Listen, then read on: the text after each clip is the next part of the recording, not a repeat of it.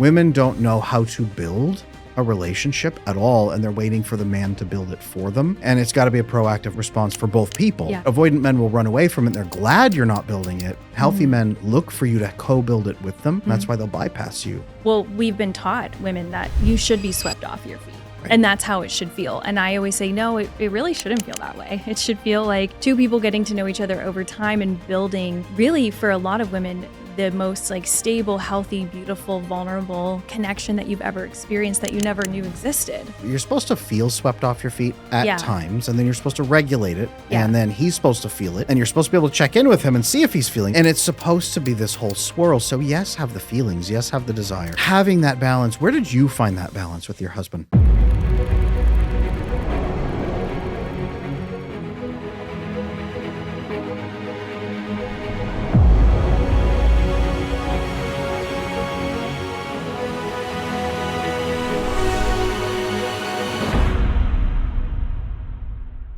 What if the best men in dating are passing you by because you're accidentally mothering them?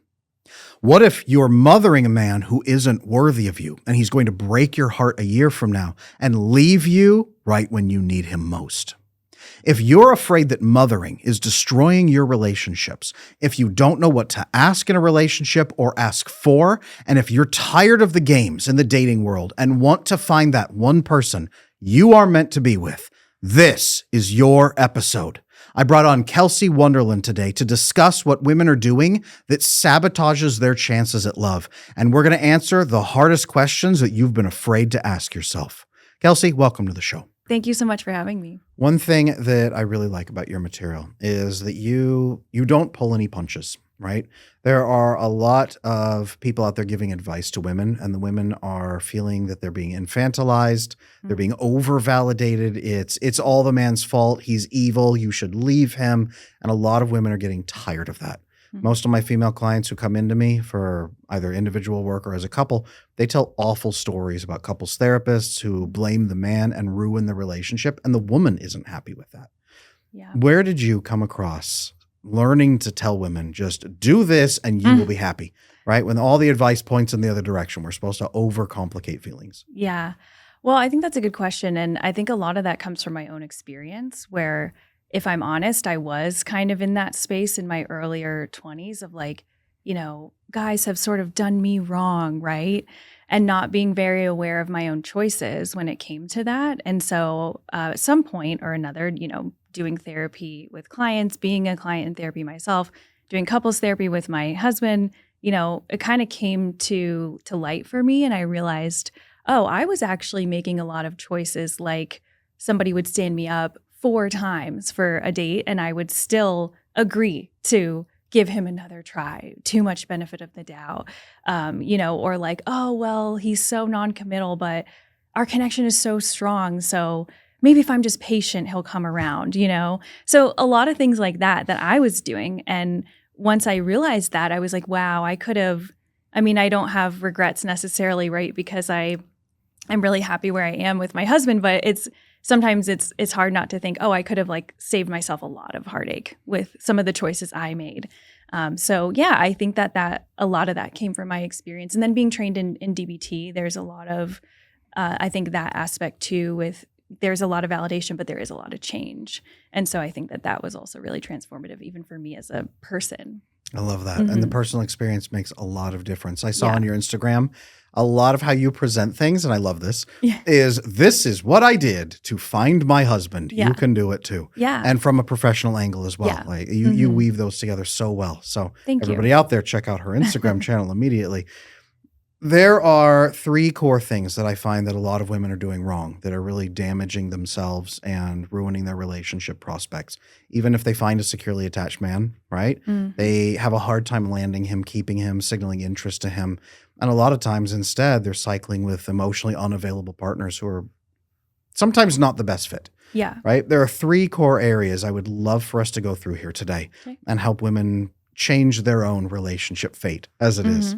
Okay, and I know all 3 of these are right in your wheelhouse because they're all over your Instagram channel again and again. Yeah. First, what I see is that a lot of women are attaching way too fast, right? They get connected in the relationship and they start naming their future children on date 2. Yes. Right?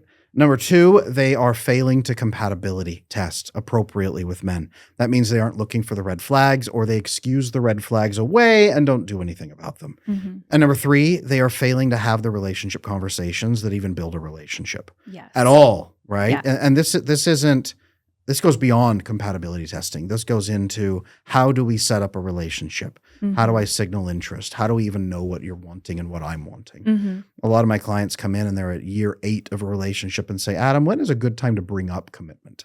Really? Right? Things like that. Wow. Yes. So we will talk about that. But Yeah. first thoughts first, attaching way too fast. What are you seeing? Yeah. A lot of what you said, right? So it's even before we meet the guy sometimes that my clients they feel like, especially a lot of them are using dating apps, right? And so they feel like there's such little quality of men on dating apps. When they find one that they're excited about, they latch very quickly to the idea of this person. So I'm doing a lot of work around, hey, we haven't even met this guy yet, right? We don't even know what he's really like. We're basing this off of 6 pictures and 3 sentences, right, on the profile. But even then when we go on the date, oh my God, we had such a great connection, or we had such chemistry, that they get ahead of themselves, like you said, and start trying on his last name, or thinking like, what would we name our kids? Or, I mean, I have heard a lot of things like that, even picturing like him being a dad, which, I mean, I think some of these things are okay in terms of, you want to think about, okay, could you see this person being in certain roles? But it's so early to be doing that, right? So yeah, a lot of that. And then, kind of checking like to see if his name pops up on their phone. A lot of wanting to put all their eggs in one basket. I had a client recently who, she came to me in a situationship, and she was like, I had one really good first date with this guy, and I ended up canceling my other first dates because it was so good with him. But now I'm in this situationship, and she had good self-awareness that I'm telling myself he's my only option, so I have to stay. And I was like, but you just told me, right, that you said no to these other dates because you had such a great first one. So it's just keeping that pacing, right, not getting too ahead of themselves.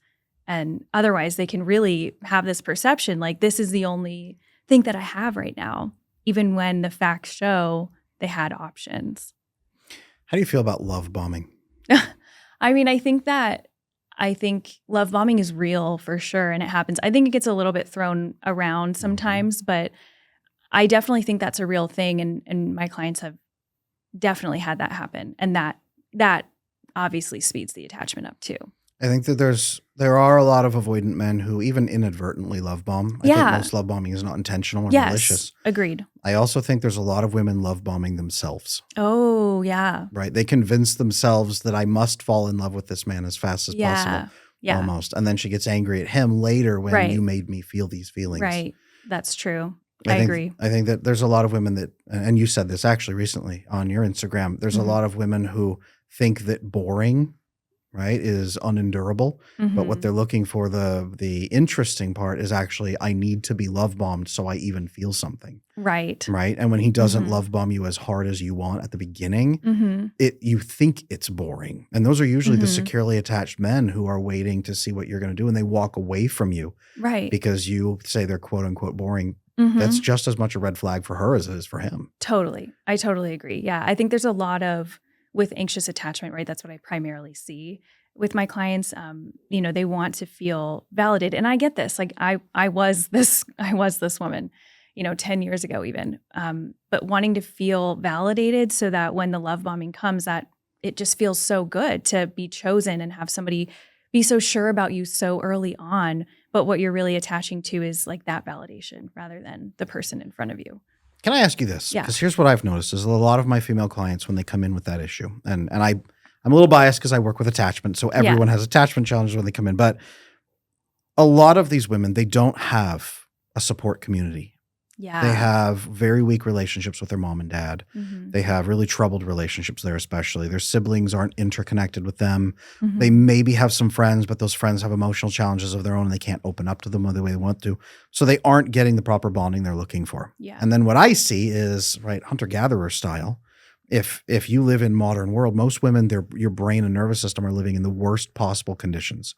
I'm utterly alone.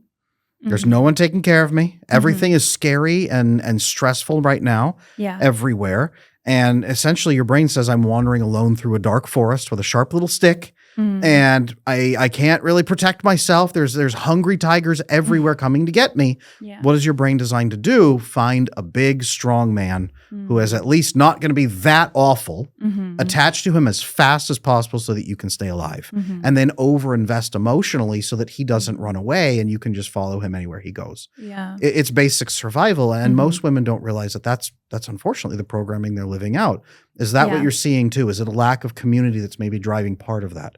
Oh yeah, I would say so. Yeah, a lack of community and quality community, if that, right? It's like maybe we have friends in our ear who are amplifying the anxious attachment thoughts. Oh my gosh. Yeah. You go girl, right? Yeah, Like make the yeah, worst screw decision on the him. planet and we agree Yeah, with you. yeah, or like he's so amazing, yeah, like, or if he isn't texting you every day, that's a red flag, or I mean, a whole bunch of things. Right? Like Mhm. a lot of women don't have a community or they have one that's actually not serving them. It's That's destroying right. them more. Mhm. Or they're competitive in their community against each Yeah, other. yeah, I've seen that too. Yeah. I think that before women need men, women need other women first. yeah, I don't think you can really find the right man or probably filter the correct man either unless you have a Mhm. good network of women as well. yeah. Most women don't want to hear that because they just want to get the guy right now, like Yeah. yesterday. Yeah. Yeah. And I think that it's, whether it's women or men or whatever, is just some kind of community that is supportive, Yes. that's Absolutely. healthy. And I always tell my clients, I'm like, I'm so glad that you have friends and family that you can go to about your dating life. But that's also, we want to be careful about who we share what with, because they'll come to me and say, well, so-and-so told me that this was actually a red flag. What do you think? Obviously I hired you, so I really want to know what you think. And I'll tell them and they're like, oh, that makes sense. That's not actually a red flag or whatever. And then we have to have the conversation about, who's got a really good head on their shoulders that you want to share this stuff with. And maybe who is egging you on of like, oh my gosh, yeah, like you need to text him, or he should be doing more or whatever, right? Where we want to just be thoughtful about that. Yes. And even just having someone you can process with versus someone who throws their advice at you. Right. Right? Mhm. That's also a big piece. Right. For Right. women who attach way too soon, what do you think is the optimal time for a couple to start having sex? Is it the first date? Is it the second date? Like, Yeah, I would say most of my clients, what we go for is once they're exclusive, and some people even like to wait until they are in like a committed relationship, which some people make that distinction between exclusivity and commitment and some people don't. But the thinking there, right, is just to protect their own heart and to try to slow some of that attachment down. Obviously, it's more devastating for most anxiously attached people when they have crossed that boundary and then it doesn't work out for whatever reason. So usually it's once we get to exclusivity, then they feel a little bit more secure in that. Sometimes it's a little bit longer. that's what I tell a lot of my clients too, Mhm. is you probably should not until you're in a Yeah. committed relationship. Right. Because the moment you do, Mm-hmm. your brain loses all incentive to compatibility test. Yeah. And it says, right. nope, we're not going to think about that thing he's doing over here. A gambling problem? What's that? Yeah, Right? yeah. Nope, we're not going to do that because he is my person Right. and I don't want to screw this up. Right. And that tends to coincide very often with women who say, if I don't, how will I keep his interest? Right. That's the other thing. Do you have a lot of pushback from women for that reason? Sometimes, but I think by the time they've come to me, they've gotten hurt enough by sleeping with someone too soon, getting attached too soon. And they're kind of like, I think this is what I should do, but you tell me. And I'm like, yeah, that's what you should do is wait. So I think by the time they come to me, they've had that, but it's hard. I mean, women have can have a very similar sex drive to men. It doesn't have to be just because they're women. It's easy for them, so a lot of times they'll be like, oh, I really wanted to go back with him, but I didn't. Or, sometimes they end up going and they cross that boundary and then we work with that. Yeah. I think to a lot of women, it's a surprise that you are allowed to say no anymore. Yeah. Right. I never Yeah. forget. I had, in 1 week, I had 3 young female clients, all in their late 20s, that came in and said, Adam, when should I be sleeping with a man? I said, oh, not until you have firm commitment.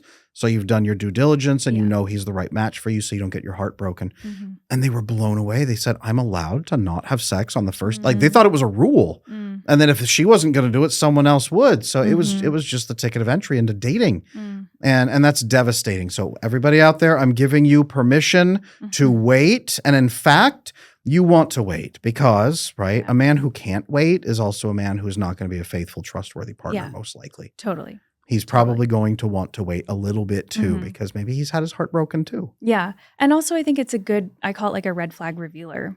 How does he respond to that boundary? Oh my gosh, yes. It's not that we need to set boundaries to like test men, but it is part of compatibility. I call it vetting. I think you call it testing. But yeah, it gives you an opportunity to see, does he respect that boundary? How does he respond? Does he push you about it? That would obviously be a huge red flag. A lot of my clients, they're meeting guys who they don't only just respect the boundary, but they help enforce it. Like when things get a little hot and heavy, they're like, hey, I just want to check in. I know you said that you didn't want to take things further. How are you feeling? I want to help you respect that boundary. There are men out there who will do that. And I think a Yes. lot of women feel like there's not. I get asked all the time, what is my attachment style? What is my attachment style? What is my attachment style? So I have finally launched the attachment assessment. This is not a short quiz that just spits out an answer after 3 seconds. This is a thorough, in-depth, science-backed assessment. Check it out on my website, adamlanesmith.com, and learn your attachment style, the severity of what you're dealing with, and some next steps you can take right now to build very secure attachment. A lot of women think that men are so saturated in all the sexual content and everything going on that, and a lot of women think that's all she has to offer him. Yeah. Most women have no idea what a woman even offers to a man. So you're trying to, in essence, market a product, if you want to think of it that way, without any idea of the benefits that it brings or the joy. Yeah. Right? Most women have no idea how to articulate that. When a lot of female clients come to me and they say, how do I tell him what I do for him? We have to do what's called building the menu, where you present a list of things that you'll even be doing for him and that he can, by the way, do for you so that you can take care of each other. A lot of women are over-attaching and not even knowing why they're attaching. Yeah. Have you found that a lot of women struggle to even articulate why they want a relationship? Yeah, I think so, especially with a particular person they've already attached to. I'm like, well, what do you like about him? Yeah. What's so great about him? Well, he made me laugh and he has a good job and, okay, well, what else? What about values alignment, right? What about like the way he makes you feel to be vulnerable or to open up a little bit? Is he holding space for that? Is he being emotionally supportive? Is he respecting boundaries? There's a lot more that goes into that. I'll never forget. I had one female client who came in and she had been on 10 first dates in the last month and none of them had worked out. And I said, can I ask, why do you want a relationship at all? Like, why do you want one? And she just looked at me and she said, well, I don't know, like to have someone that, we can talk about movies that we've watched.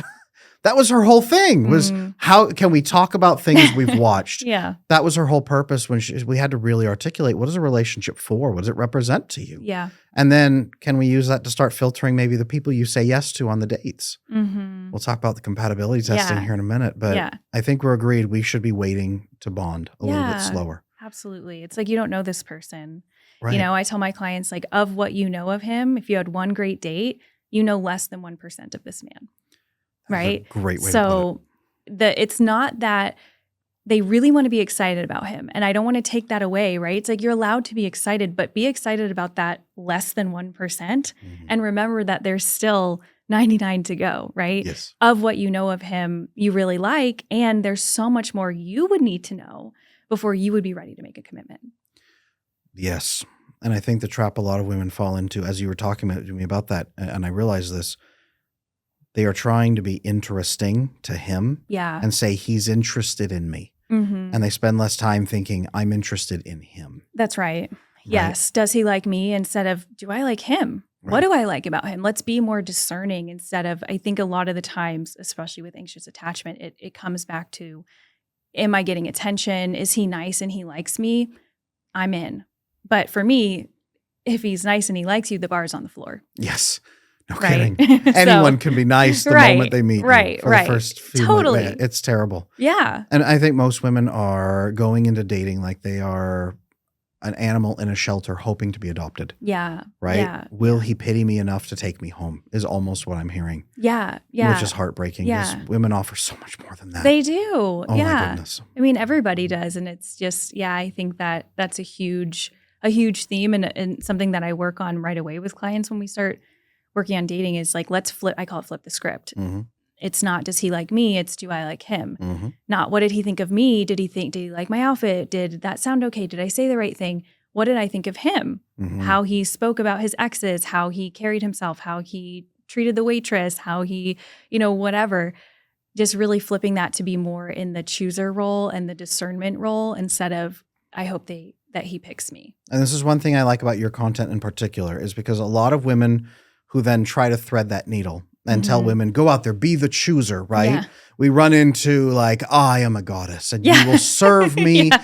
And it encourages women almost to go from anxiously attached into avoidantly attached. Right. And become the aggressor in these manipulation tactics. Yeah. And that's one thing I like about yours, is you don't go there. So for the women who are listening to this right now, and they want to make that transition into being the chooser and selecting and being careful, but they are deeply uncomfortable about moving into that arrogance role, into moving like selfishness, right? Female dominance in that area. Yeah. Where is a place they can thread that? How can they begin figuring out what they deserve without being arrogant about what they deserve? That's a good question. I think it comes back to a lot of things. I would say maybe thinking about like what you deserve, he also deserves, right? Like it's not just, oh, I deserve emotional maturity and availability and all these things, but I can just treat him however I want. It's a two-way street is what I would say. And just remembering that. What do you think a woman owes to a man in a relationship then? If you say he deserves to, what do you think a man deserves? I think both partners, like I tend to be a little bit less gendered about it, I would say. I would say like, I do coach women who date men, but I did used to coach people who, and I still do get some clients, but I would say whether we're dealing with like a heterosexual relationship or not, I think both partners deserve all of the same things in a relationship, like respect, acceptance, emotional support, vulnerability, like emotional maturity, healthy communication, all of those qualities, trust, right? Security in the relationship. I think that everybody deserves that. A lot of safety and optimization is what I'm hearing. Yeah. Yeah, I agree with that. We have to have safety base minimum. And a lot of women don't know what safety should feel like because they've never felt it, right? Yeah. That's actually what they're looking for with a partner more than anything is that. But unfortunately, they're not testing for the right types of safety, I think. I know. And sometimes it even gets down to like things like maybe what they perceive safety is if some guy hit on me in the bar, would he, if he was my boyfriend, would he beat him up? That's not safety for me. Like safety for me is if a guy is mistreating me at the bar, is my husband going to find a way to de-escalate and get us out of there as easily and swiftly as possible? That's safety. You know what I mean? And obviously we're talking about emotional safety and other things too. But I think sometimes the perception of safety is a lot around like a man's ability to physically do harm to others, if you will. Whereas it's a lot more about, hey, when you open up and share about your divorce or something that was hard for you, is he validating? Does he understand your experience or try to empathize with it, even if he doesn't share the same experience? Or when you're like upset about something and he maybe doesn't think it's totally warranted, is he like, well, that's stupid? I know that a lot of the people watching this show right now have had attachment issues for their entire life. That's why I want to invite every single one of you to check out my attachment repair program. It just might be the jump that you need to go from insecurely attached and lonely and frustrated to fully secure, connected, and bonded in a great relationship like nothing you've ever felt before. Check out my website, adamlanesmith.com, for the attachment repair program. Red flags that women tend to miss in men. You had a big post on this recently, especially checking for emotional availability and factors like that at level 3 safety. Tell me some of these red flags that women should be checking for. Let's go back and forth and check some out. Yeah, I think the biggest one is that he comes on strong. And that's so hard. It's just a deadly combination of women who attach too quickly, right? Because it's that love bombing kind of thing. And I'm with you. I think it's actually most of the time not intentional on the man's part. They really think I'm ready and I want a relationship because they find themselves on a Saturday night lonely, or on a Sunday they want someone to do errands with, they want someone to have for the holidays, whatever. And so they feel that pang of loneliness and the desire for a partner, and they think, I'm ready for a relationship. So they go on, they date, they hold your hand, they act like your boyfriend. They do all the things that feel really good, and they're kind of bypassing emotional intimacy along the way, right? It's actually less vulnerable for them to go fast and kind of fill that role and do all the things versus get to know you slowly over time. Yes. So I think that's really confusing for women. I talk to a lot of women who are like, but he was all in. Like, what happened? Right? It's so confusing. But actually, I think guys who are all in, they have a hard time tolerating building that emotional intimacy over time. What I've noticed is a lot of my avoidant male clients, they don't understand oxytocin bonding and the intimacy it brings. They don't understand the experience of being that close to someone and really feeling a sense of home. Yeah. Because they never had it even as children. Yeah. That's why they're avoidant now. Yeah. But they definitely understand dopamine. Yeah. Right? They understand the experience of, Yeah. wow, that felt good. That Yeah. was fun. The novelty dopamine of the first 6 months of a relationship, especially. Yeah. And a lot of the time what I see is they go out and they build that dopamine with other people, and they think that they're exchanging dopamine with a woman. And they say, isn't this fun? We both get to eat ice cream together. It's so cool.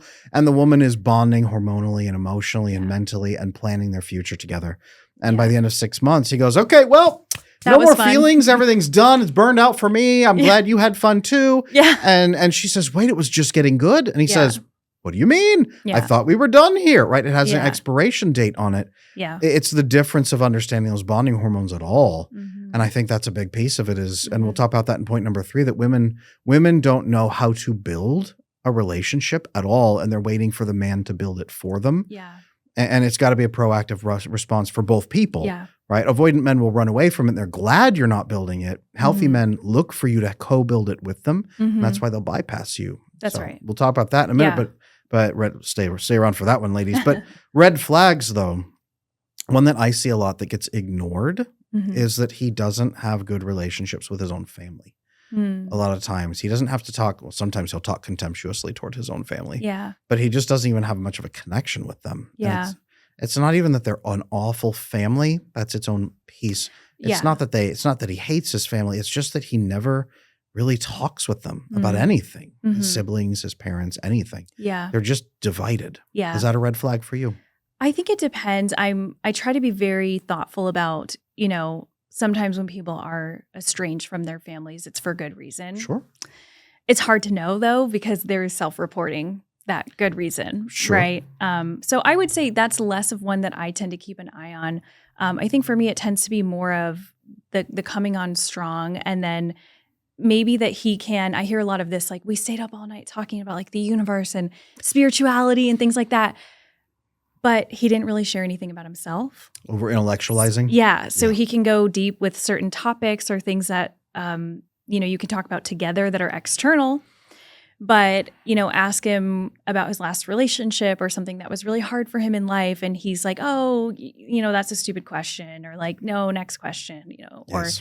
or he gives a surface level answer. That is great. I see that a lot in the couples that come into me. And I'll ask the wife, how do you feel about this challenge? And she'll tell me exactly how she feels about it. And I look at the man and he's watching her have feelings. And I look at him and I say, how do you feel about it? And he goes, And then he begins giving an intellectual, detached view of what it means economically and financially and what he's considering. And I have to stop and say, no, not what you think about it. What is your feeling experience about it? And he goes, I don't know what that means. Well, give me a gut impact, right? Where are you at with this? Just what does it stir up in you? What experience does it stir up in you? Is it a concern? Is it an anger? Is it a desire? Where are you there first? Right. And then tell me what's leading that for you. It's very hard for those men to go there. Totally. It's very hard. And I see, and I mean, I have a lot of compassion for it too, because I think it's, the way I look at it, I think it's a lot more nurture than nature. I think it's a lot of the way we socialize boys and men, where they're really not given that's the skill set that women are, and they're not given a lot of spaces to open up. Like, at least in my generation, if a boy was to share his feelings, he would be called gay when I was growing up. You know what I mean? So I think there's just a big gap in that skill set, and more now women are wanting that skill set, and men are flailing because they're so behind with it. That's a good point that you bring up, because a lot of the guys in the millennials and the early Gen Zs, they were taught it is bad to talk about your feelings. Yeah. And then there was a massive cultural switch as they entered teens and then early 20s that said, wait, no, you have to talk about your feelings or you're a bad man. Yeah. And it was too hard of a switch for them. Yeah. A lot of avoidant men in particular, their prefrontal cortex overdevelops, as we know, to squash their emotional expressions. Negative feelings, yes, it's so they won't feel pain anymore. Yeah. But it also squashes their capacity to feel good at all. Yeah. And then they have no skill set even for identifying where those feelings live in their body or what they're experiencing. Totally. Cannot selectively numb emotions. No. None of us can. And it creates so much emotional unsafety if a man is, I try to tell men this, if you got into a guy's car and the guy's dashboard was blocked out with duct tape completely, and you said, buddy, what's going on with your dashboard? And the buddy looks at you and goes, oh, all the warning lights were screaming at me. So after the third engine fire, I just blocked them out so I don't have to see them anymore. How fast are you getting out of that car? Right. Instantly. Yeah. That's the level of emotional unsafety that's created when a man is dissociating from his emotions that hard. Yeah. But most women aren't checking for that, right? Yeah. They excuse it. They've already slept with him by the time they talk about feelings anyway. Yeah. So they're so invested. Absolutely. Yeah. Another red flag that just popped into my head too is guys asking for photos early on. Oh. I just had this come up with a client who, she's like late 30s. She wants kids. She feels the pressure. She's got the scarcity mindset. There's no good men left. She finds somebody who's stable, has a good job. He's decently attractive. And so, we had a great first date, and then we had a good second date, and then he asks her for inappropriate photos. And she says, she holds the boundary. She says no, and he sends a thumbs up emoji. Literally. Okay?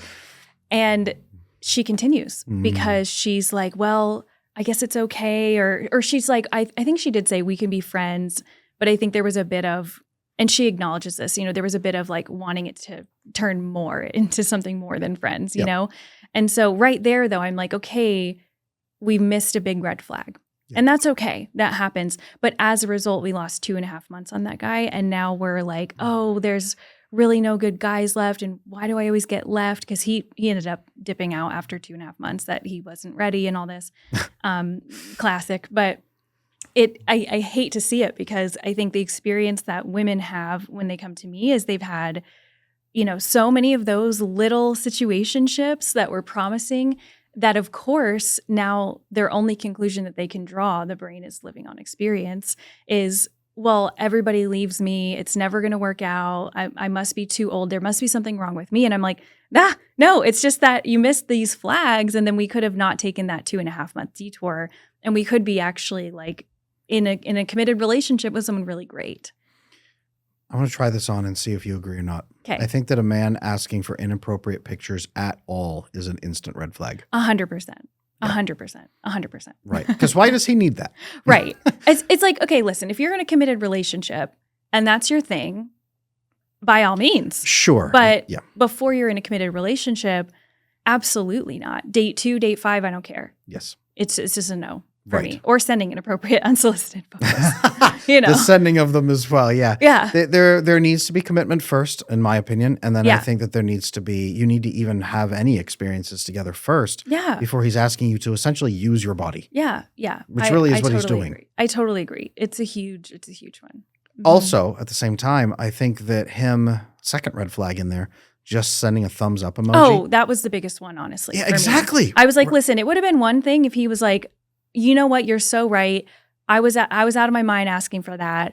I take full accountability. I wasn't working with her at this time, but if I still would have been like, probably not, but I would have appreciated that. It was the thumbs up for me. That was like, whoa, that's a really big red flag. And to me, even if he hadn't apologized or anything like that, no backpedaling, even if he had said, hey, I appreciate that. I appreciate your honesty.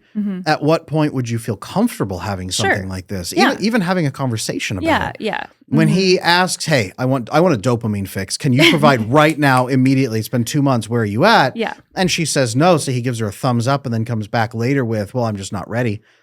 That tells me exactly what he was looking for. Right. Totally. He's not going to be a partner who's going to work through problems with you. No. He's going to be a partner who pushes buttons. Right. He manipulates you, whether it's maliciously or not. Right. He's not going to be someone you can rely on when the chips really are down. Yeah. Totally. The other one that just came in my head is, and I'm just going on things clients have told me, is kind of similar to the coming on strong. Sometimes guys will they've not even met yet. And he's like, not an inappropriate picture, but here's a picture of me on the beach or whatever I'm doing. And it's like, wish you were here. That seems really nice. And I think it's fine. Sometimes people send pictures like, here's what I'm doing, whatever. But the wish you were here is what really gets me, because it's like, we don't know each other, dude. Like, you don't know anything about me except what you read on my profile. And we've been talking for like 3 days on Hinge or what have you. So just little things like that can seem really... I had another client who, she was on a date with a guy who took notes about her on the date. And Wait a minute. He had a notepad. He had on his phone. On his phone? Yeah, on his phone. So he was typing things into his phone as she was, okay. And, I'm big on it. I'm big on attachment theory too. And, Sure. And the book attached and everything. And so it was confusing for her because it seemed like a green flag. They were having conversations about attachment styles and what's yours. And but then he was taking notes while they were on the date. And then this was a client who's in another country and he had been visiting the country. And so there was that element layer to it. But he then proceeded to 2 days later ask her, can you cancel your physical therapy appointment so that we can spend time together again before I go? And I said, there it is. There it is, There right? it is. And so it like red flags, this is what I always tell women is like, it's really hard to identify sometimes on your own. I've been doing this like 8 years. I feel like I got a spidey sense about it now, but it takes some time because it can be quite nuanced where you're like, this seems like a green flag, but there's just a little edge to it that it just doesn't, I think for me, what it comes down to is it doesn't feel like genuine, like we really know each other that well to be saying this or for you to be taking notes. It's one thing, guys, if you want to go take a note after the date to remember what she said, by all means. But right there in front of her on the date, Yeah, that's a little creepy. it's a little much, right? That's a little creepy. So if it feels like it's a little much, I always tell them it probably is. Yeah, definitely.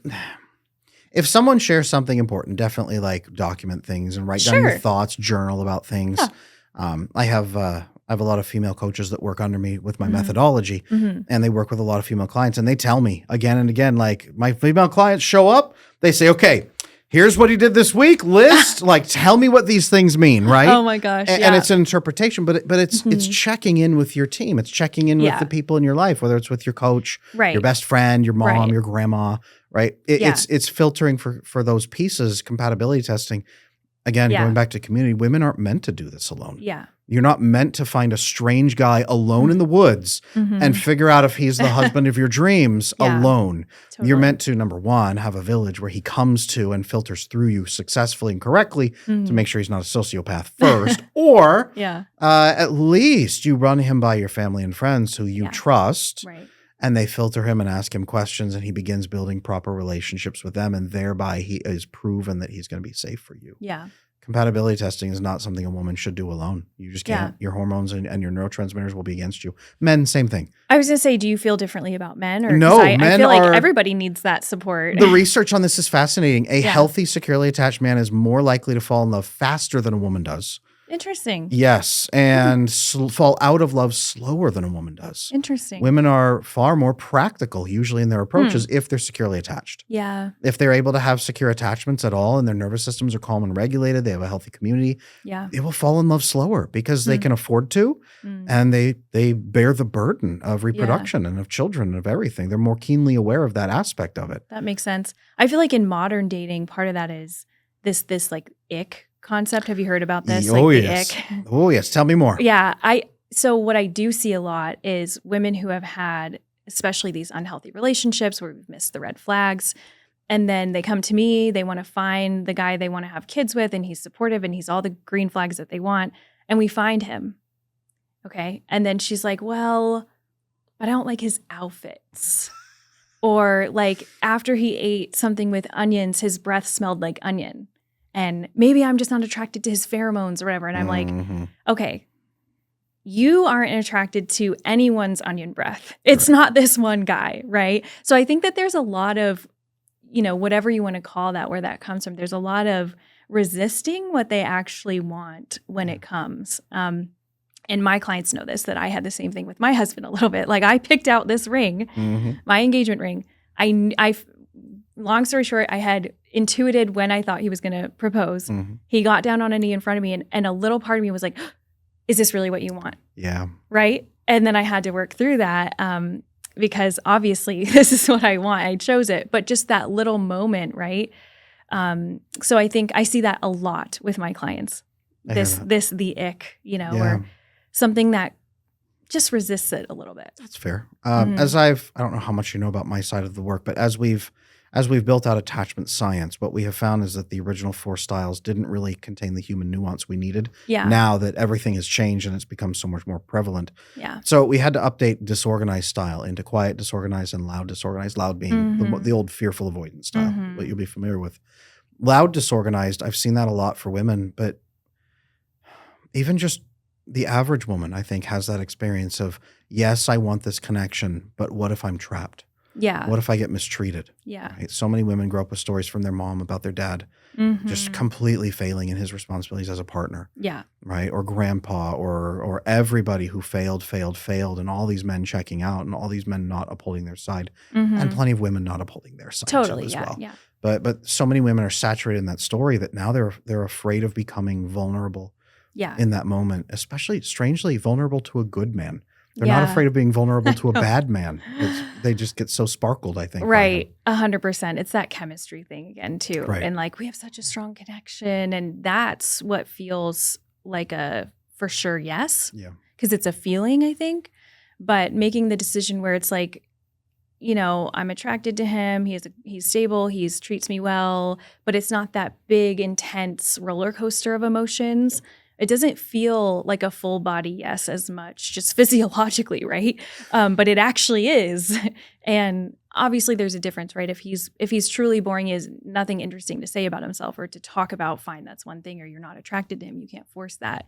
But if we have a little bit of attraction, that can grow. And if it's not this roller coaster of emotions, that doesn't mean that it's boring or he's boring or that something's wrong. One thing I have found is a lot of women say, I am thinking too clearly for this to be a good match, right? Really? They expect to be drunk on the feeling. Yeah. And if they're not drunk on the feeling, then they're not making the decision. Right. And therein lies the challenge. Right. It's like, well, we've been taught, women, that you should be swept off your feet. Right. And that's how it should feel. And I always say, no, it really shouldn't feel that way. It should feel like 2 people getting to know each other over time and building, really, for a lot of women, the most like stable, healthy, beautiful, vulnerable connection that you've ever experienced that you never knew existed. That's what I find happens. That's what happened for me 100%. And what I find happens for my clients too.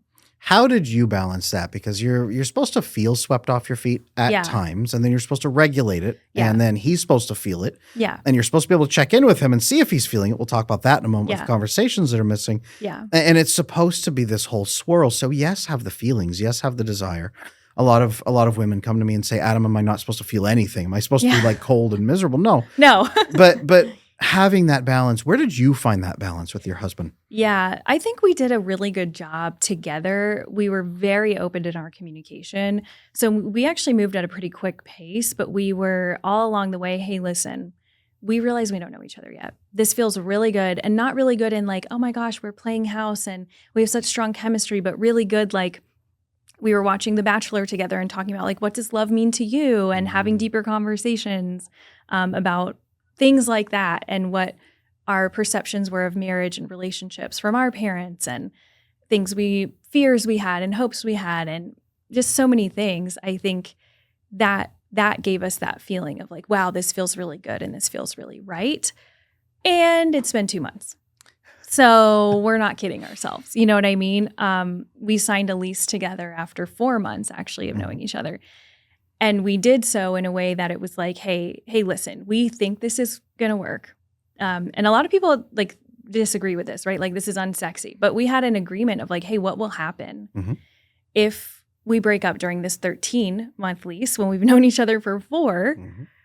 And we had an agreement about who would keep paying what rent and who would keep the apartment and what the other arrangement would be for the other person. Michael has family in town in Nashville, so he was going to go there and I'd keep the apartment. He'd keep paying his part. We divided up everything we bought. and whose was that? We never needed it. Obviously, here we are. But, I think that even is one way to sort of have that balance where we're like, hey, we're moving quickly because we feel good about this in a way that we've really vetted it as well as we can at this point. But we're not kidding ourselves. Moving in together is going to reveal things that we could not possibly anticipate when we're not living together, So I think just really keeping one foot on the floor, being like 1 foot on the ground of what I know, really good. And there's so much more that we need to know. So if we're going to make commitments, let's be thoughtful about them, and let's not make any big, like buying a house, getting married, legal commitments. I know signing a lease is legal commitment too, but.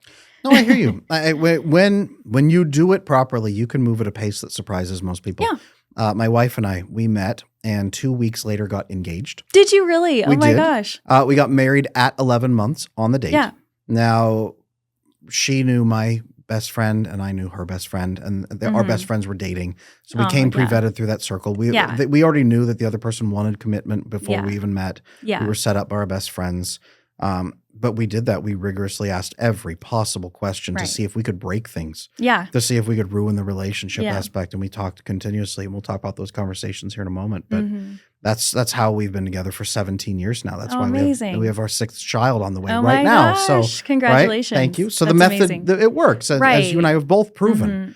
It's you can move quickly. It's not 10 years of compatibility vetting. No, I thought that it would be when I was in my unhealed place. I was like, I'm not marrying somebody unless I've dated them for 10 years. Like, I need to know who they are. And then I met Michael and I was like, well, I guess I'm living with this person after, 4 months.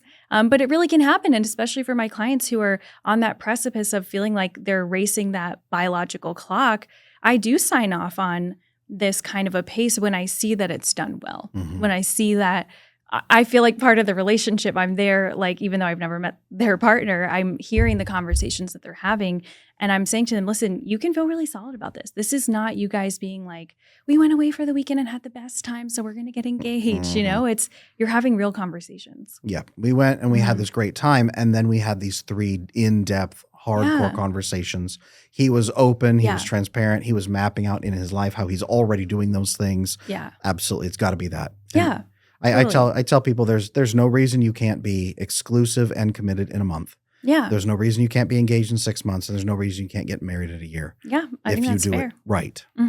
That's it. Yeah, exactly. I have a client who met her partner in January of 25, and she's getting engaged this month, and she's trying for a baby in January 26. I hear that. So a full year. See? And because that's what she wanted. And on that topic too, I think women think it's a red flag for them to say, hey, I want kids early on. Do you want kids? How many? What's your time frame? Obviously, if you come at somebody, do you want kids? How many? What's your time frame? Very intense. It can feel unnatural, but to say, hey, listen, I know this is a big question, but it does tend to be a deal breaker for me. And I want to be respectful of your time and mine. I know that I want to have kids. Do you know where you fall when it comes to that? It's totally reasonable. And this guy that my client that I was just talking about, he was relieved that she asked that because he had been in a relationship where long-term and his partner decided she didn't want kids actually. And so that's why they broke up. So he was really wanting someone who wanted that. So again, I think women think there's not guys out there who want that. There's not guys out there who want to hear that. You know what's really sad? That's right. Women think men don't want that, and men think women don't want that. And that's the biggest concern I hear from my single female clients and my single male clients is, Adam, we can't have conversations about commitment that early. They will leave. Men and women are both afraid that the other one doesn't want it. That fear. Well, I think it's the fear, at least from the people I talk to, that they're going to be like too much. It's too much. Right. But you're not saying, hey, do you want to have kids with me on the first date? Right now? On this table? Right. Yeah. You're saying, do you know that that's what you want? I'm looking for someone who's on the same page as me, assuming it all goes well. I'm not just looking for a person to have my child. I want a connection that's really great. And before I go through figuring out if our connection is really great over many weeks, I just want to know, where are you at with this? It's totally reasonable. For a first date? Yeah, first date or before the first date. I mean, because a lot of my folks are meeting people on apps and they're busy professionals and they're having a hard time fitting in a lot of dates anyways. So it's totally fair for it to be part of your weed out question strategy, as I like to call it, right? Where that can be a question you ask before you meet. Tell me more about these weed out questions, because you have some great examples on your Instagram. What are some good weed out questions that a woman should be asking? Yeah. So I have a list of like over 50. And the truth is that it should just depend on your values, right? But one that a lot of my clients use and they love and it works for everybody is, what's something that you've learned in recent years that is important to you now in relationships? Mm-hmm. That doesn't have to be something you learned in your last relationship, but a lot of times people give an answer like that. And the reason why it works and the weeding out happens in his response. So, for example, I've had a guy tell my client, oh, you know, I learned that you should never underestimate a woman's ability to find shit out. That is very revealing, right? That's a red flag. So she got to immediately unmatch him instead of, hey, how are you? How was your weekend? Oh, good. I did this. And, oh, do you like to rollerblade or whatever? Do you like pineapples on your pizza? And then find that out later. So that works really well. Then you'll also have guys who, you know, give you a full out, like emotionally mature, small paragraph that is really insightful and self-aware and helps you see that he's done probably a lot of work on himself already. So I find that it's a really helpful question, but it could be based on your values. Like I was telling you, mine was, do you consider yourself feminist? And that came from a place of, I was in grad school and I was like learning about, you know, social justice and in classes about that and stuff. And I was sitting across from men on dates who I couldn't really have conversations with about it. And so I kind of realized, okay, I think I want someone who already identifies this way. So I'd have some guys say, you know, well, no, men can't be feminist. And that was just, thank you, next for me. And then I would have some guys say, well, I don't really know. Like, tell me about that. I don't really understand feminism. And I would just politely decline because I didn't want to be in the educator role on that one. And then I would have guys who were like, hell yes, you know, like, when's the next women's march or whatever. And that was who I was interested in. So it really narrowed the pool for me. And I found it to be really effective. That's just something I was doing when I was dating. I never intended on being a dating coach at the time. And then I started telling my friends, like, hey, you should think of a question that you can really vet based on their answer. And it doesn't have to be about feminism. Right, core values. Yeah, something core values related and something that feels like really important to you. And then I found that it was working for my friends. And then I started doing it with clients and I found it was working with them. So yeah, that's the most important thing, is that it's something that resonates for you. A lot of women don't know what their core values are. Their core values are, please somebody just make me feel safe. A lot of the time. And they're willing to not be awful, but they're willing to just flex on anything almost just to get that level of safety. Totally. So spending some time getting to know your own core values and your long-term goals. Totally. Right? And I didn't know that before I became a therapist. I had never thought about that. So I do an exercise with people where I help them. I give them like over 100 values and we place them into categories of, important, very important, not important, to help them figure that out and just start to get a sense. I love the job interview question almost that you ask there, the vetting questions. I think that we should be doing more of those as well. Yeah. A lot of times job interviews is the only place where people ask substantial questions anymore. I know. First dates, it's reduce friction and make people happy. Yeah. And it doesn't have to feel like an interview, and it necessarily shouldn't. You should still have fun on your date, but you can weave it in any way. Absolutely. You could say, I was listening to this podcast by Lane Smith and I heard about, and this blew my mind. I learned about, core values or compatibility. And I just think, and tell your opinion and see what he says. It doesn't have to be so. What are your core values? Yeah, correct, right? And with a spotlight on them, and you're just miserable, and you're taking notes, by the way, on your phone. Yeah. No, I agree. Yeah. It should be fun. It can be conversational. It can be, I read something this week, or I listened to something this week, and that made me think this. And what's your viewpoint on that? One great question that I think women need to ask men more often is, what are you building in your life? Right? Because he should be building something. Yeah. He should be trying to achieve something, even if it's building his character. Right. Right? Building, it doesn't have to be, I'm building a financial empire and I'm rich. All right. I'm building my skills as a coach, as a consultant. I'm helping these people. I'm learning about this. I'm working on my relationships, right? Like anything. What is he building in his life? That opens a doorway to, well, what are your long-term goals? What are you trying to build in your life? And what are you hoping to achieve? And is a family a part of that, by the way? Yeah. Right? Yeah. Do you see a role of marriage in there? There's so many questions that a woman must be asking to protect herself from people who don't have her same goals. Totally. Yeah. I think. I think everybody needs to be asking questions like this. What do you think about women's tendency to reduce friction for the other person by not asking follow-up questions? Yeah. Oh, well, I have so much compassion for it because that used to be me. And I understand where it comes from. Again, I think in the way that we raise women and girls to not be as comfortable with that versus, the way that we raise boys to be more comfortable with that and less comfortable with the feelings, right? But it's hurting them certainly in dating, right? Like I'll have clients say I didn't want to ask my weed out question because I felt like it was too much. And I'm like, okay, let it be too much for the wrong person. I think this goes back to I try to tell my clients, see everything that a man does in the early stages of dating as information for you, not about you, right? So information for you, if he doesn't like your question and, oh, that's too deep, or, oh, we just met, he's probably not going to have the emotional depth that you're looking for or the openness that you're looking for, right? So yeah, it's like it is going to be too much for some people, and let that be the tool that helps you weed people out. 100%. It's and you said something before we started filming, which was if you market to too many people, you really dilute what you're even offering. Yeah. Right? We look at Ferrari, they don't market to everybody. Right. We look at Louis Vuitton, they don't market to everybody. Yeah. It's very specific who they market to. And they do it because they want the people who identify this as me. That's right. Yeah. And it's kind of uncomfortable to think about marketing yourself, I guess, sometimes as like in dating, but that really is kind of what you're doing, especially on your profile. So if you've written a profile that like your most controversial opinion is that pineapples don't belong on pizza, you're speaking to everyone and then you're really speaking to no one. But if you have it more targeted, where you've weaved in your core values into your prompt answers. Actually, I had a client we met with last night who lives in Phoenix, and she met her partner through my program, actually Magnetic Dating Lab.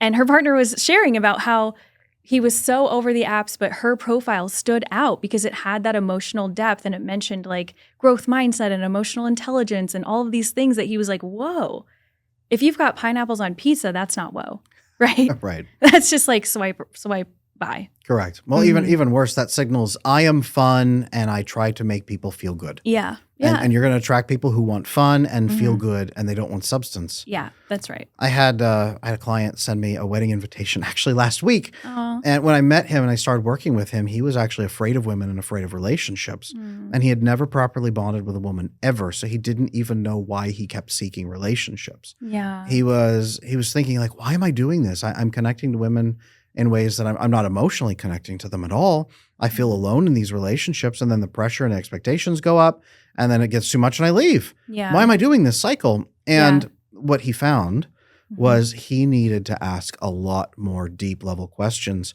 But I encouraged him in this, when the woman starts asking deeper level questions, if he can stay in the moment and have that conversation, that's where he bonds. Right. That's actually where the oxytocin and vasopressin bonding took place. Yeah. So for him, it was overcoming those levels of fear. It was leaning into the questions. It was learning to appreciate a woman who asked those deeper questions. Yeah. And here's the trick. All the securely attached men that women want to connect to, they expect those questions. That's right. If you don't ask questions, that is a red flag to men. That's right. It's true. I always tell them, my clients, healthy men want you to have questions. They want you to have values, boundaries, needs, wants, and they want you to be able to freely express them. They do. So if you are doing those things and it is too much, that's just that information for you that, oh, this is actually not a fit. Right. And we're just assessing fit. We're not choosing yet. We're assessing. And it's not about, does he like me? It's, does this work for me? One of the most attractive things that my wife did during our dating cycle, and that made me get engaged to her at 2 weeks, was she led with, what are you building in your life? What are you doing? What are you wanting? Who would you like to be? How are you wanting to impact the people around you? Yeah. Right? What relationships do you want in your life beyond, a woman in your life? What does that look like? And what else are you looking for? Who do you want to be 20 years from now? Yeah. She led with that, and then really started asking me follow-up questions about, well, what are you doing now that's contributing to that? Wow. What are you doing maybe that's not contributing to that? And what are you going to do about that? Yeah. Who do you have in your life that's keeping you accountable toward that? Because I don't want to be the only person who's keeping you accountable. Yeah. She was focused in, not in an awful way, but she was focused in on the life she wanted to be building. Right. And she was inviting me along as an opportunity. And if we were going to be a good fit, great. Yeah. And if not, that's okay. It wasn't going to be a personal thing. It wasn't like, oh, hey, I'm devastated that we didn't match up perfectly. It Right. was, hey, you know what? Thank you for sharing this time with me, but Yeah. we're just not going to be a good match. So let's move on. That Right. made her so attractive to me Right. because I wanted the same life she was describing. Yeah. And you wanted someone who knew what they wanted and who Yes. wasn't just like, I'll say whatever, a lot of times for my clients, it's, oh, he likes baseball. Now I like baseball, right?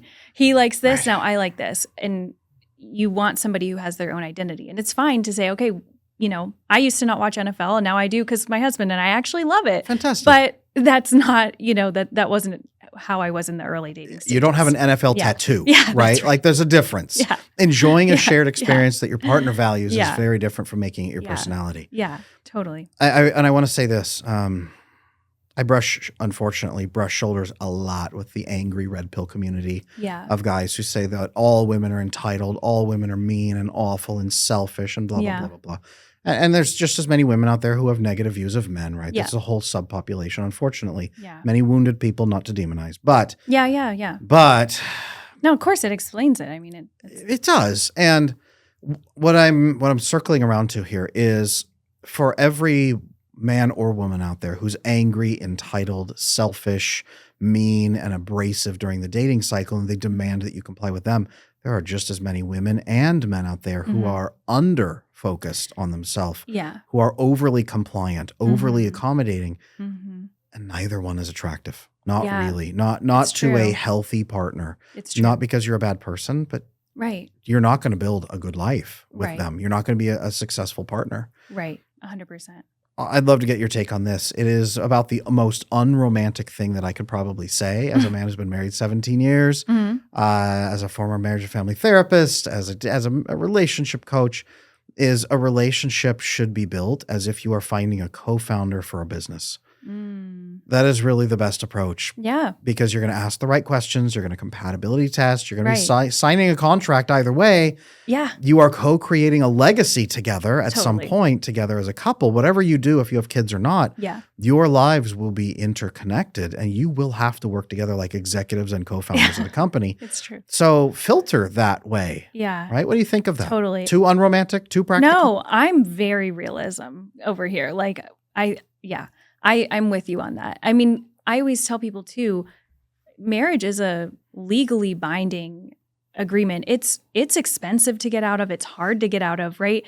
Like we have this whole romanticized culture around weddings and stuff, but you are actually making a legal agreement with this person. You better know them well, right? So yeah, I'm with you on that. You need to ask the right questions, and it's not just, do we have fun together and all of that? But yeah, this is the person you're going to be with when they're going to support you through your parents passing or through you giving birth or through, you losing your job or whatever. Like this is a life with this person. And so I love that your wife asked those kind of questions, even in regards to 20 years from now. Yeah, she was brutally practical and at the same time made it palatable, right? Yeah, it was done with a smile. It was done kindly.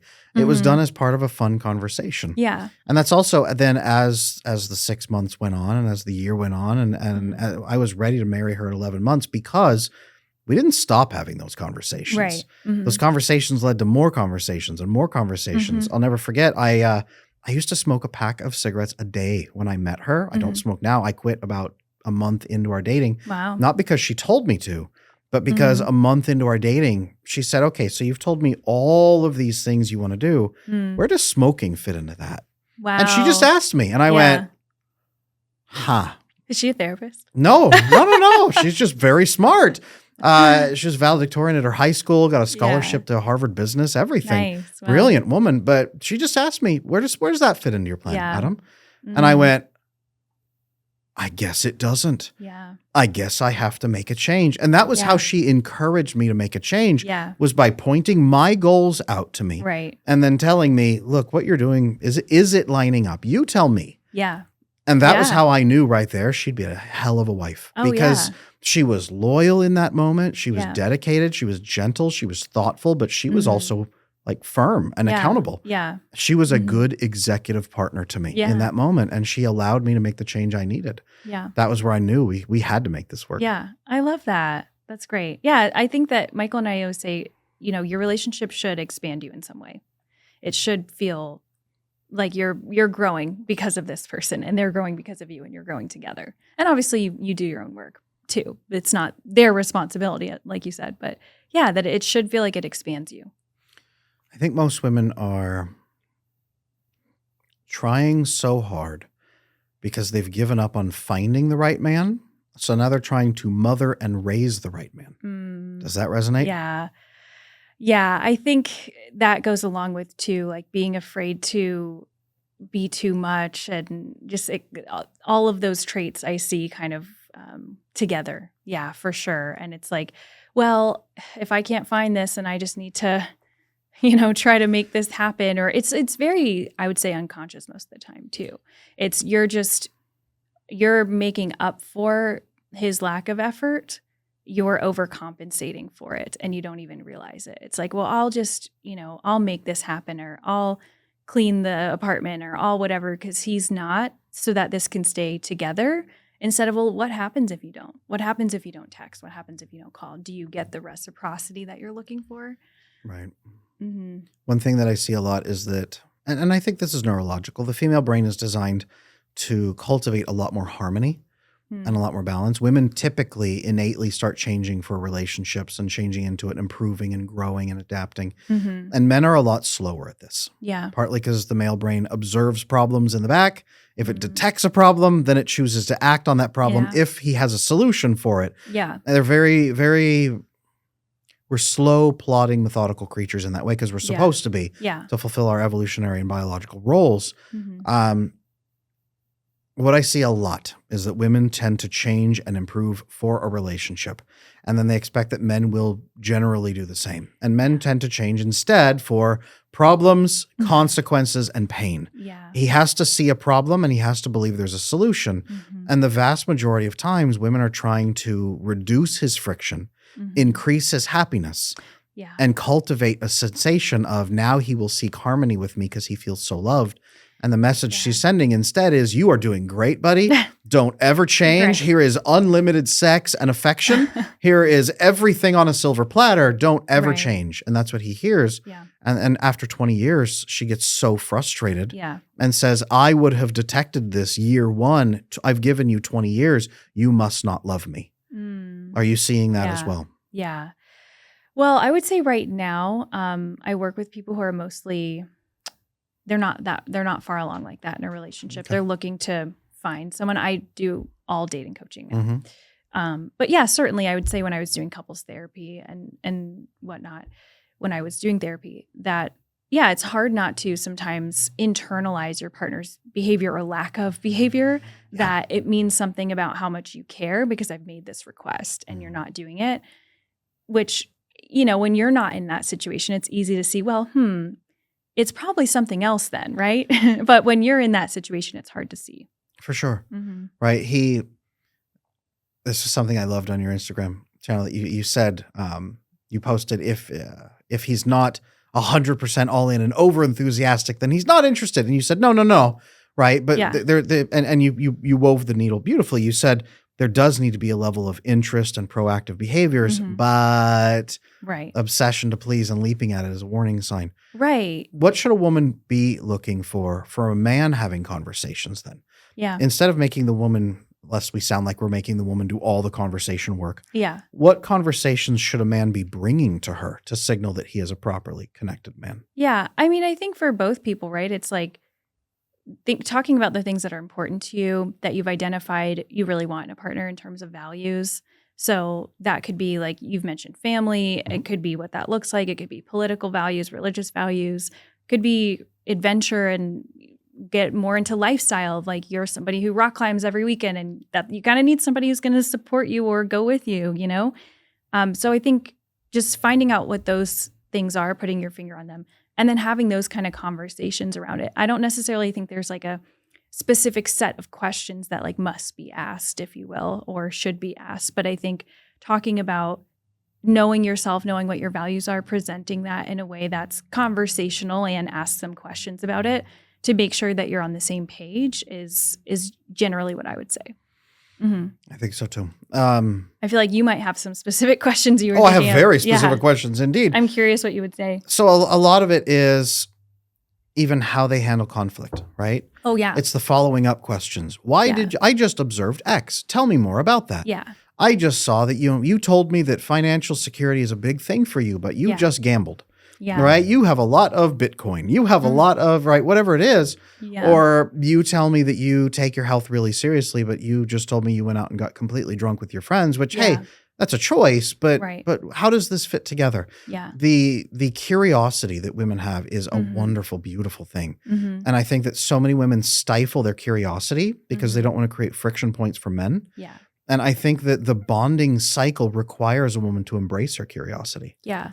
I have a lot of the women in my practice, they are so petrified of asking their husband even questions Mhm. that it started in the dating process of I'm never allowed to ask questions because they remember, their brain remembers Yeah. when they were 3 years old asking dad questions. Yeah. I have 3 daughters right now, and when I sit at the dinner table with them, all 3 of them are individually trying to have conversations with me and Yeah. asking me questions. And I go like this, and I answer one question Yeah. at a time. And I even tell them, "What, please, one at a time." Yeah. And I have to go in cycling order to get their questions asked Yeah. because I don't want them to grow up with the message that your questions aren't welcome, Right. that I'm going to be tired and groan or sigh Mhm. that you did it, that I'm going to make you feel like a bad girl for asking, Yeah. that I'm going to make you feel unwanted or Yeah. unwelcome in any way, shape, or form, because so many women out there feel my questions will be punished. Yeah. I will be ignored. He will roll his eyes. He won't Yeah. spend time with me. Yeah. I'll have to work harder just to get his interest back. Yeah. Right? So many women are afraid to embrace their curiosity. And I think the healthiest women embrace it. And I Yeah. think it's one thing that makes a woman most attractive is Yeah. being openly curious, Yeah. but even being curious in a pathway that is a little bit self-serving. Yeah. Right? Right. It's like not being afraid to lose them over, the husband who you feel that way with, who really does roll his eyes and won't answer your questions. He's probably showing you a little bit of that earlier A lot. in dating. Right. And so not being afraid to walk away from that is really important. And that's where I think, to kind of come back around to the very beginning of our conversation, that's where a lot of women are going wrong. And then it is, oh, well, he won't answer questions and he won't do this, but you're actually staying. You're actually Yes. staying. This made me think of too, I had a client recently who was in like an 8-month-long situationship, and a guy was telling her, I love you, but I'm just not ready for commitment. Mind-boggling to her, right? And she would try to kind of cut it off and then leave the door cracked open and it would resurface. So finally she told him, like, you need to stop contacting me. And she's telling me this emphatically in the session. She's like, I'm telling him, like, you need to stop contacting me. And I was like, I think you need to block him. Yeah. You need to set that boundary for yourself. Like, even being afraid to do that and to let that go, right? It's like just taking that agency back for herself was something she hadn't even realized she wasn't doing. I think a lot of women don't understand that they have agency, and a lot of women have overwhelming, incredible agency. Yeah. Most women don't go there until they are so angry and hurt that then they inflict that agency on other people. Right. But Mhm. having agency, again, if we want to take the, check your partner kind of thing for co-founding, Mhm. if you had a co-founder who was coming in who said, I will do anything to please you. I will work in any kind of company at any position. I can be a co-founder or I can just fetch your coffee. Just please don't fire me, right? I need the money. Yeah. And please don't yell at me because I'm just afraid all the time. So I'll just hide in the corner. And I'm never going to question you or ask anything. I will just work silently in my little cubicle over here. That's not an attractive co-founder Right. for a man even who's Right. finding a great partner. Right. But you need to be diligently checking him. Is he a Mhm. co-founder that you can have business meetings with? Yeah. When it's Q4 crunch and the Yeah. money's tight and sales aren't coming in and you ask him, what do we do to turn this around? Does he blame you? Right. Does he say, well, get out of my way, I'll fix it myself? Yeah. Does he refuse to even have the conversation? Is he out of the room hiding because he's so scared from all the stress? Yeah. Right? What is he doing? I think that so many women are afraid to introduce any friction for a man because they're afraid he's Totally. going to leave. And healthy Yeah. men want friction. Right. And also you want to know if he's not going to put up with that, because that's just information for you that he's not your best fit. Correct. And it's just so scary and hard to move on from someone and walk away when you see the red flags if you've already gotten yourself attached, whether you've slept with them or not. There's a lot of other ways that people get themselves attached. Like you said, just fantasizing about the future and painting this, whole future together just based on a couple of good dates. Then you don't want to throw that away when you see the red flag. It's hard. Circling back to the beginning, it all Yeah. makes sense now. Why you don't sleep with them on the first date, right? Make sure that you compatibility test. Delay the bonding Yeah. as far as you can. Yeah. And once you start bonding, be aware that you're a little bit drunk Yeah. and that Right. he is a little bit too. Yeah. And that you need to have the conversations anyway. Yeah. Absolutely. And I think it's perfectly acceptable for a woman to task the man to do some of this and tell him, oh yeah. I expect you to be asking me a lot of questions during this process. Mhm. And I'm going to be doing the same. So let's make sure we're doing that. Yeah, absolutely. Tell him that up front. Yeah. I always tell my clients one of the biggest things, just because there's so much out there. Do you pay attention to this? And is this a red flag or green flag and all that? But reciprocity is just such a simple principle to come back to. Reciprocity in effort, in initiation, in conversation, in asking questions, in like level of interest of wanting to get to know who you are as a person. And that just made me think of that, what you said there. Back to co-founders. Yeah, You don't want a right. co-founder who doesn't come to work. Right. You have to call them and hunt them down and find them and bring them. And they say, oh, really? Work is on Monday?